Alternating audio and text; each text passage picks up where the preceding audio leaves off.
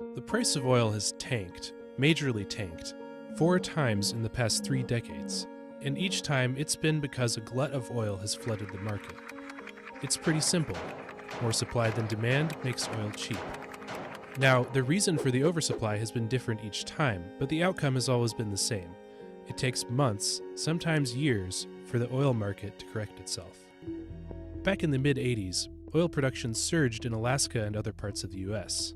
Saudi Arabia confronted the threat by opening its taps, and prices plunged more than 60% to $10 a barrel, about $20 today. US producers suffered, Saudi Arabia regained control of the market, and it wasn't until 4 years later in 1990 that prices went back to pre-1986 levels. A decade later, OPEC increased production because of increased demand coming from Asia, but the timing couldn't have been worse. A financial crisis erupted across the region, demand plummeted, and once again prices collapsed to almost as low as $10 a barrel. OPEC quickly reversed its decision and slashed production, and the next year, prices more than doubled.